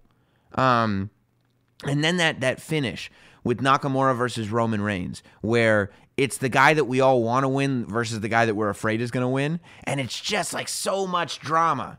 And then Nakamura wins, and Renee goes in the ring and says, who are you wrestling? And he goes, WrestleMania, AJ Styles. And like Philly just lost their minds. And I'll tell you this, when I was watching the Royal Rumble match outside in the audience, I kind of tucked away into a corner so that nobody would like notice me. When Nakamura won, I couldn't like contain myself. I literally jumped into the crowd and just started jumping up and down with people because I was so excited about this moment. Not just for Nakamura, but for us. For the idea that they gave us back the Royal Rumble. They didn't have this vision of what WrestleMania was going to look like on a billboard and start it with the Royal Rumble. It was like after 5 years, after Batista and Roman and Triple H and all these Rumble matches where it's like, yeah, I see where the company's going. This is probably what's going to happen. They put the guy that the fans wanted to win over, and then they promised us the match that we've been waiting for. The match that we wanted so badly, we were almost afraid to ask for it because we didn't want to get disappointed. That's what we got. And that's special. And so I tweet something about how great it was and how it was one of the best Royal Rumble matches in years, which I completely stand by. Absolutely. Not, I'd have to go back and see where it ranks on my all-time list because, you got 92, you got 99, which I love. There's a string of them in the late 90s that were really, really good. So I'd have to go back. The one in the mid-2000s where John Cena returns at the Royal Rumble. At that Madison Square Garden. That was a really, really good one. The one that Edge returned, I think, was pretty good. So I'd have to figure out where I rank it. But in the last several years, this is by far the best one. By far. We got what we wanted. And I tweet something out like that. And I could not believe, and maybe I just got to pay less attention to Twitter, But I wasn't even offended by it. I was just surprised that there were people on there that were still using the like, well, of course you liked it. You get paid by the company. You're a shill. What? That Royal Rumble match sucked. It was so predictable. Are you kidding me? What? You didn't like that? If you're a fan and you didn't like the Royal Rumble this year, I have no idea what you're expecting. If you are a fan and you did not like the Royal Rumble pay-per-view, you are not a fan. Okay? I mean, at some point you just have to call it. At some point, you have to announce that you are not going to be happy no matter what happens, that you hate watch wrestling. And that's what's going on. If you were tweeting complaints about this year's Royal Rumble, you're hate watching at this point. I mean, anybody in the Facebook chat, because we're on Facebook right now, anybody who didn't like it and wanted a different outcome, feel free to explain it to me. Would you want Rey Mysterio to win? You didn't even know he was in the match until he came out. I was dumbfounded that people thought it was lame and predictable. That anybody, not that, because the majority did not think that. The majority was with me thinking like, oh my God. And let me tell you something, the entire Wells Fargo Center was feeling that way too. And most of the people, I don't want to overshadow, all the positive people, because most of the people loved it as much as I did. But I was dumbfounded that there was anybody that was like, no, I hated it. That was the worst I've ever seen. There were people who said it was the worst. And I was like, you're not a wrestling fan. You're hate watching. I don't know what you could have wanted. See, I see most people are coming in going, I loved it. It wasn't lame or predictable. One guy says he wanted Coco Beware to win. I get you'd be disappointed if you wanted Coco Beware to win. But if you wanted Coco Beware to win the Royal Rumble in 2018, there's probably a lot about life that disappoints you right now. One person saying I wanted Braun to win the championship, but that's not what we're talking about. That, and you can kind of see where that's going, and it is what it is. But that's not what we're talking about. It felt like Goldust was about to have a moment. I just loved how the booking teased it so much. Okay. So, I think that there were some people saying like, why didn't they do more with the Hurricane? I think the Hurricane was just about that nostalgia pop. And it worked. I just thought it was a very, very, very successful Royal Rumble match. And I think it's very interesting because I would imagine Brock Lesnar obviously retained the title, and he retained it by pinning Kane. So the two matches in between the two Rumble matches, obviously the tag match ended up being a filler match because Jason Jordan didn't do much. But it was effective because it furthered a storyline. And the title match was not one of these classic matches. But with as much was happening on that pay-per-view, it really didn't need to be. And I would imagine we're still going to see Roman Reigns and Brock Lesnar at WrestleMania, and that Roman Reigns is going to win Elimination Chamber. I would imagine. Stranger things have happened, but I would imagine Roman Reigns is going to win Elimination Chamber in a month or so to get the Brock Lesnar match. There was that one moment where Brock Lesnar appeared to get pissed off at the Braun Strowman knee, so he started punching Braun in the face, which is always, I don't know how you can have more faith in Braun Strowman when he can take legit punches from Brock Lesnar and keep the match alive. It's amazing. And then the women's Royal Rumble match happened. The women's Royal Rumble match. I see somebody in the chat is saying, hey, bro, big fun. When will you have John Cena on? I was thinking about that recently, and I don't know how we would go about doing it. I want to have, especially now that he's kind of a star, I want to sit down and have a wrestling interview with John Cena. No Hollywood stuff, no like what are you doing, no dating, no Bellas, no nothing. Just a wrestling.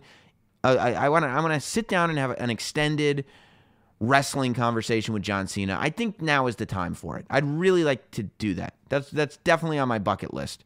And when I say bucket list, I mean if I'm going to die in the next 2 years. Like it's something that I want to do soon. So I don't know how I'll pull it off, but I'd really, really like to. And I think it's doable. It's something I'd really like to do for you guys. So, moving forward to the women's Royal Rumble match. I thought that too, the way it was done was really, really great. And I think the way the women's Royal Rumble match ended and the way the men's Royal Rumble match set WrestleMania up, I feel like WWE is getting to this place where they're finally starting to listen to the fans, but also not giving up on what they want to do and finding this comfortable medium. And I, as a fan, am okay with that. If Like, it's a compromise, right?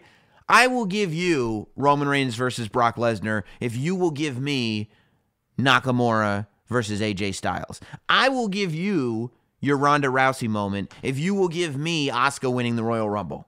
I feel like there's a compromise going on here, and to me, it's effective.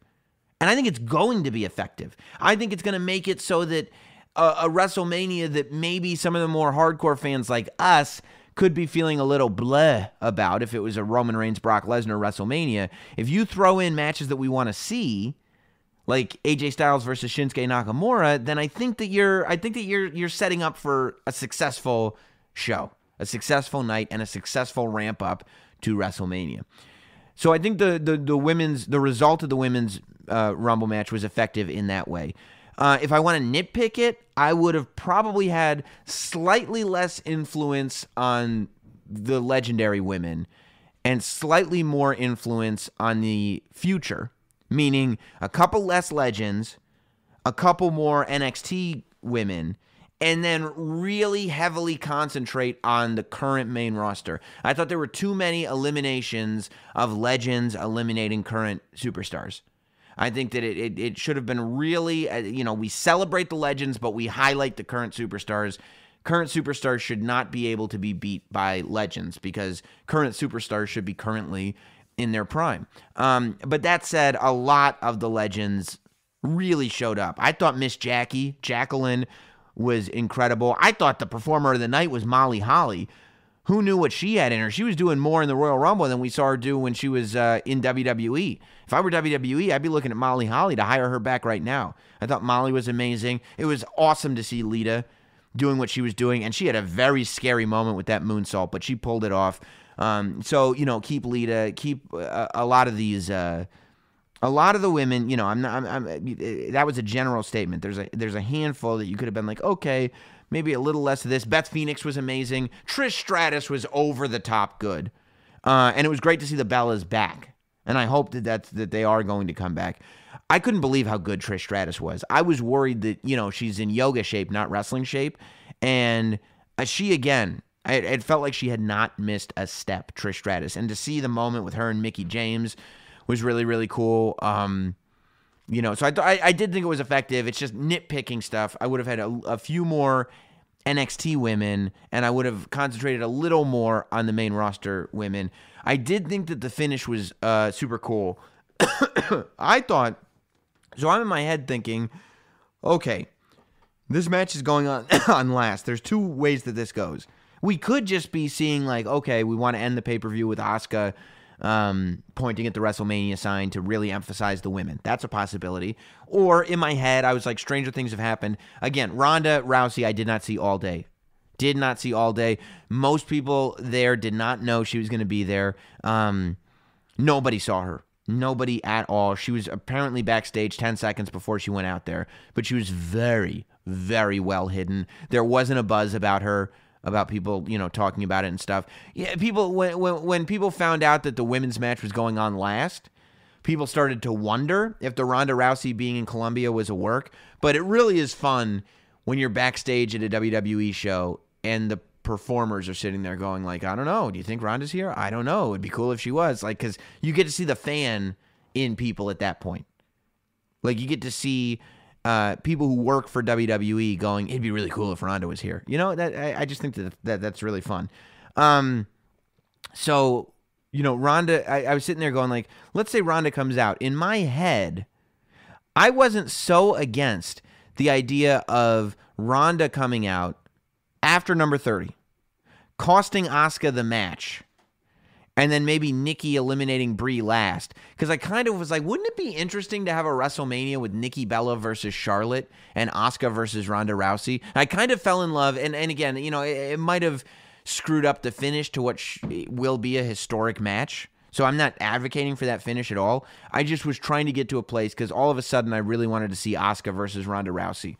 And I think we still want to see it. The match originally that everybody wanted to see was Charlotte versus Ronda Rousey, but I feel like Ronda Rousey is the perfect opponent for Asuka because Asuka is this dominant female, undefeated female. And I thought Asuka winning the Royal Rumble was really, really great and really perfect because there have been many undefeated people to enter the Royal Rumble, and they get eliminated, and they're still undefeated. Tatanka got eliminated from the Royal Rumble. He's still undefeated, They don't count Battle Royals as defeats on undefeated records. But to see somebody to have the longest undefeated streak ever, or whatever it is, 500-plus days of being undefeated, or however long, maybe more at this point, and to also win the Royal Rumble, it's like now nobody's ready for Asuka. Asuka is totally unstoppable. I think, and rumors will have you believe that you will probably see Ronda Rousey in some kind of tag match at WrestleMania, and Triple H and Stephanie could be involved. So if that's the case, I would rather, if Charlotte's not going to wrestle Ronda Rousey and Asuka's not going to wrestle Ronda Rousey, I would rather see Asuka and Charlotte than Asuka and Alexa Bliss. Although, who knows who's going to be the Raw Women's Champion going into WrestleMania? I hope it's Alexa Bliss, because I really like her. I just like the idea of Asuka versus Charlotte more as a WrestleMania match. But I'm so glad that Asuka won. We're gonna save the Ronda Rousey talk, actually, because that comes later on the list, because that's a far bigger topic. Yeah, 2.5 years undefeated is what is being pointed out to me in the Facebook chat right now. So there you have it. That's number 5. That's the weekend recap. Number 4, story number 4 is WrestleMania 35 rumors. So, by the way, this is not on my top 5 list, but it probably, it's definitely worth noting. Jonathan Coachman being back on Raw. It's going to be interesting. I actually really like Booker T on commentary, even though he says ridiculous things sometimes. I think he's just an entertaining guy. So I'm it's only been one episode. I'm interested to see specifically the chemistry between, because Michael Cole can work with anybody, but I'm very interested to see what the chemistry is like between Jonathan Coachman and Corey Graves, because Corey Graves is kind of the cool guy who is there to make fun of Byron and to kind of laugh when Booker T says something stupid, but Jonathan Coachman likes to play the cool guy too. So I'm interested to see how that dynamic works between the coach and Graves, and I wonder how Graves feels about that. But I am glad that the coach is back. I think he's a really good commentator, and I think he's a good representative for WWE. And selfishly, I'm glad that Booker T is back on the pay-per-view kickoff shows, because Booker T is one of my absolute favorite people to work with on those shows. He's just so much fun. So that's where I'm at with that. But number 4 is the WrestleMania 35 rumors. So rumor has it, as of today, as of this recording, a lot of people are pretty much cementing that WrestleMania 35, 2019's WrestleMania, is going to be once again at MetLife Stadium. We're going back New York, New Jersey, which would lead you to believe that we'll have NXT and the Hall of Fame. Well, you could do a couple things, right? I would imagine that you can't do NXT TakeOver next year for WrestleMania weekend at the Barclays, because then you'll have NXT Brooklyn. You can't. You'd have TakeOver at the Barclays in April and in August. So maybe they'll go back. They haven't done a televised show from Madison Square Garden in a long time.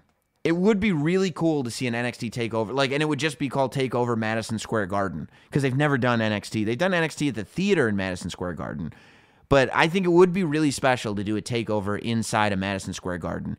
I could also easily just see them doing it at the Meadowlands, which is right next to the stadium. I think that's probably more likely. I think there's a very strong likelihood that we'll get the Hall of Fame and NXT TakeOver at the Meadowlands, which is there in New Jersey, next to MetLife Stadium, where the Giants and the Jets play.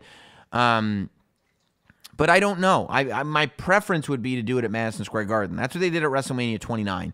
They did the Hall of Fame at Madison Square Garden, and that was before NXT was around. I guess it was around, but it wasn't a big deal yet.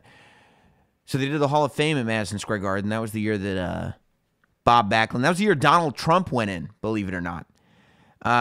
So my preference would be to see NXT at Madison Square Garden. I just think it'd be a cool, symbolic, iconic thing to have an NXT show at Madison Square Garden, and it'd be really special for all the guys that will be in NXT a year from now to get to do a show there. I'm obviously I'm happy about it because it's in my hometown.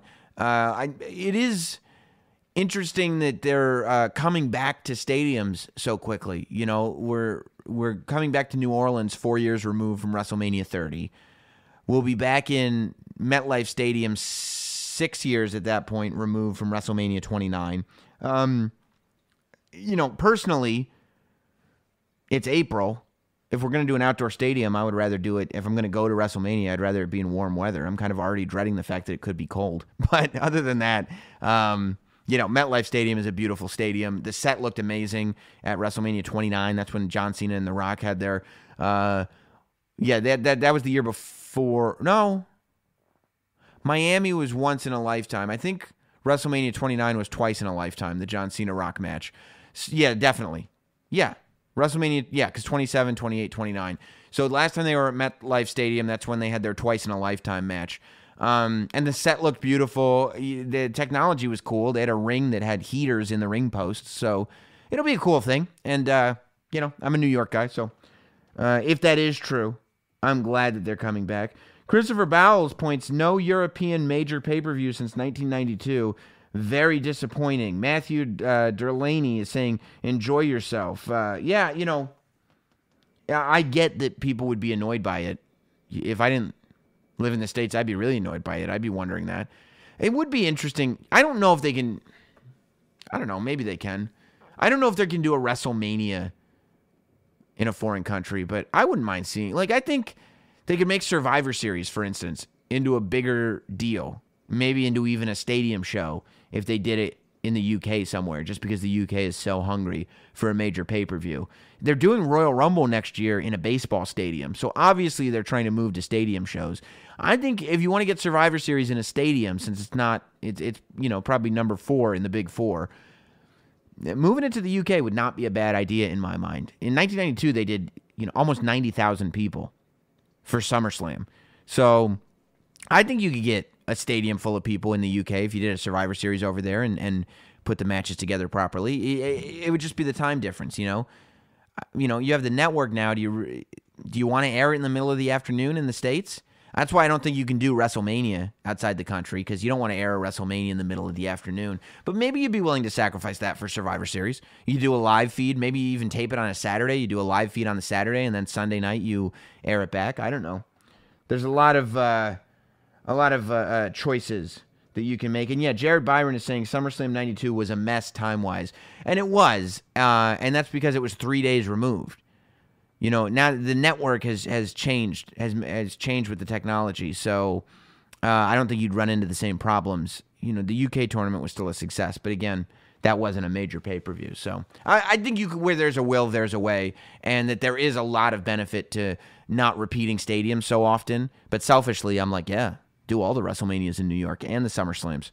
I don't care. I don't have to fly. I can drive. Yeah, sounds good to me. Story number 3, Rockstar Spud debuts on 205 Live. Of course, Drake Maverick is the new GM of 205 Live. I think he's going to be great. I think Spud is like so entertaining. I think he's a choice that nobody really saw coming, at least not that I read. Maybe I'm off base on that. But nobody saw it coming, and I think he's a super entertaining guy. It's going to give 205 Live an identity. I think 205 Live needs that kind of entertainment factor in it. I think that WrestleMania still feels like a long way off.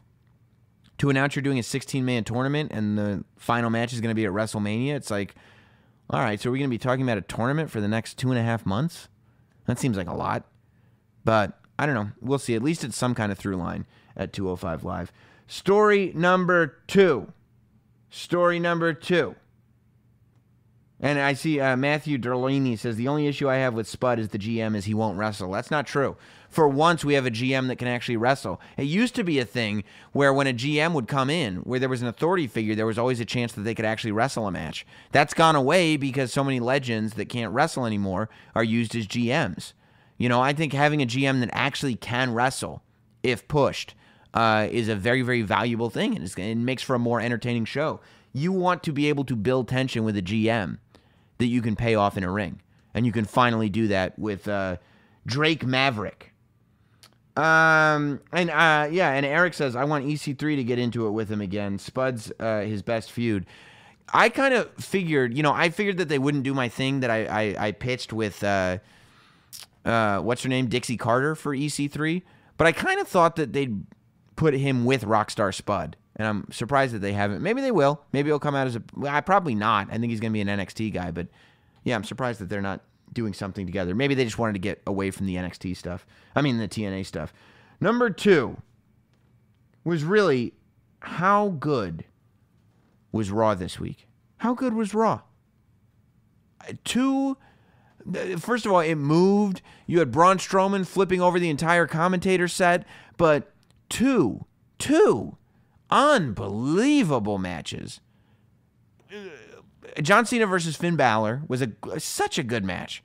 Ups and downs, and I even liked where it went. I thought that Finn Balor came out still looking like a star, even though he lost, and I do think that John Cena needed the victory. John Cena can't just go losing every match. And I think it's interesting that he's in the Elimination Chamber, because I don't think people predicted it, but I thought that match was great, and I thought it made Finn Balor look like somebody that can hang with the big boys, which is not something that he was doing a month ago.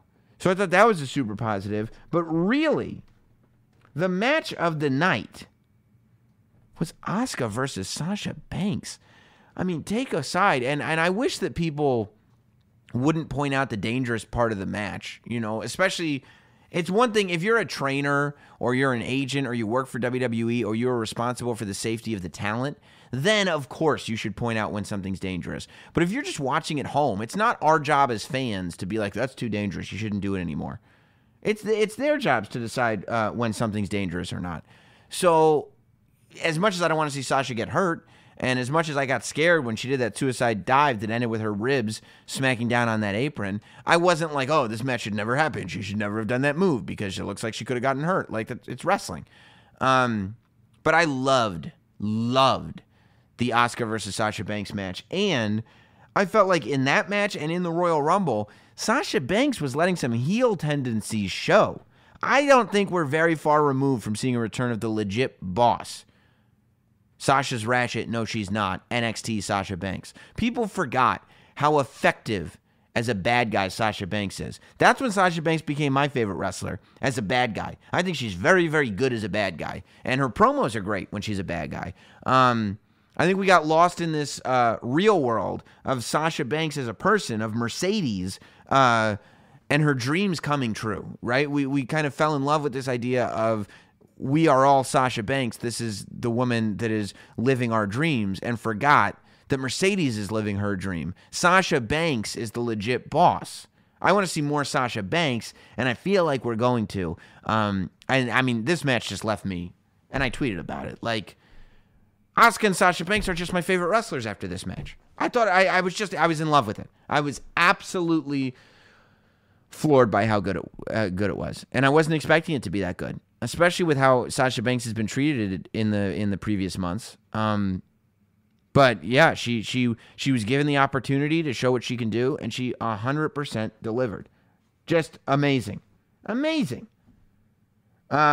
Lucas is asking, should Ronda have appeared on Raw? Which brings me to my number 1 story of the week, which is everything concerning Ronda Rousey. I was okay that Ronda did not appear on Raw. She made it clear, though, in interviews, that she was not just coming in for WrestleMania. This is not a Mike Tyson type thing. She said that she was coming in to be a full-time wrestler, and that this is where her priority was going to be. So it'll be interesting to see what type of schedule she works. Is it going to be like a female version of Brock Lesnar, or is it going to be a real thing? Now, I'm sure that she's got to do a lot of training before she gets to WrestleMania, and I don't think she should wrestle. I don't think there should be much physicality at all from her until WrestleMania, because that's what's going to make that match, whatever she does at WrestleMania, such an attraction, is that we get to see Ronda Rousey in a WWE ring. Once we see what she can do, that's when we can start, getting to know the wrestler Ronda Rousey and not the MMA attraction who's in a WWE ring Ronda Rousey. I thought that the introduction of Ronda was done well. She couldn't wipe the smile off her face, and it is difficult sometimes when you're so happy to be there to kind of not just be smiling the whole time. I think if you watch the, kickoff shows, you see me smiling probably more than a normal person would, just because, you get happy to be there. It's your dream. But that said, I do hope that we start seeing more of a badass Ronda Rousey that smiles a little bit less. I'll tell you, though, on the subject of the Ronda Rousey criticism that's coming up, which is Nia Jax tweeted about her. Nikki Bella tweeted about her. Sasha Banks talked about her, saying negative things about how, implying and sometimes outright stating that Ronda Rousey was taking attention away from a historic moment, which was the first ever women's 30-person Royal Rumble match. I think that it's, a storyline. I think that everybody is aware of what Nia Jax and Nikki Bella and Sasha Banks are doing. I don't think Nikki Bella is going rogue. I think that Nikki Bella loves the WWE. I don't think she's going to go rogue. I don't think any of them are really going rogue here. I think that this is a thing. I think that there is some story that is it's a slow burn, but I think there is a story that is slowly being told that the women's division has a gripe with Ronda Rousey. And I think that that's a great story.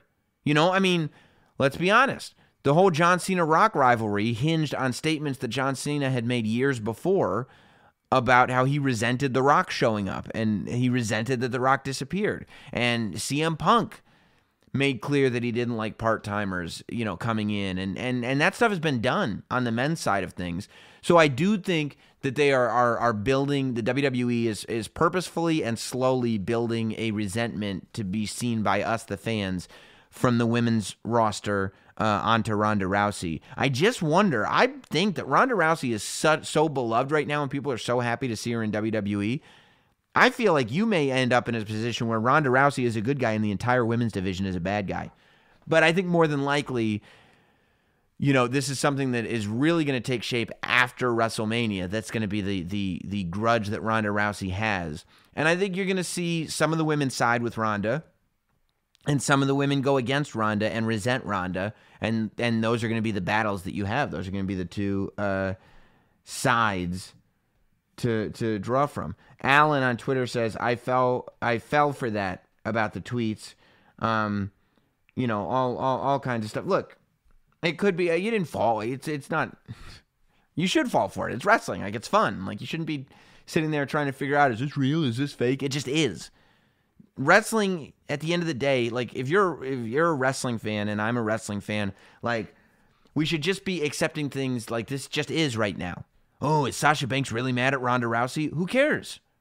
She's publicly mad at Ronda Rousey. So this is just a story that we're being told. This just is. I don't know where it's going. I don't know what it means. I don't know if it was scripted. I don't know what it was, but it just is. And I think that that's the best thing that you can do as a wrestling fan. Just accept things as they are. This just is, It may be tough to sell Ronda as a heel now. I don't think you're going to. I don't think that you're going to sell Ronda Rousey as a bad guy. I think Ronda Rousey will always be a good guy. And she will probably go to WrestleMania and do some, maybe, I don't know if The Rock is going to wrestle, but there'll probably be some kind of tag match. People are talking about maybe a Braun Strowman, Ronda Rousey versus Triple H and Stephanie McMahon at WrestleMania because Braun and Triple H still have that unfinished business. Could be. I don't know. But I think it's going to be really, really interesting. I love that Ronda's in WWE, and I can't wait to see where this story goes. And by the way, me saying that I think that the Ronda Rousey thing is storyline and the tweets are storyline has nothing to do with any inside information. I don't have inside information. I go, I do the kickoff shows, I leave. You know what I mean? I don't have inside information. But it's just as a fan who's watched for as many years as I've watched, that's my theory. So don't forget, if you've got an event that you want to go see, whether it's a concert, whether it's a wrestling show, download the SeatGeek app and put in code SAM, S-A-M. You can get $20 off whatever tickets you want to buy. SeatGeek is the app to get tickets, and the promo code is SAM to get $20 off. I guess that's it. We will see you next week right here. This was a long one on Sam Roberts Wrestling Podcast. Thanks for listening. Follow at notsam on Twitter, Instagram, Facebook, and YouTube. And subscribe for free to listen every week to Sam Roberts Wrestling Podcast.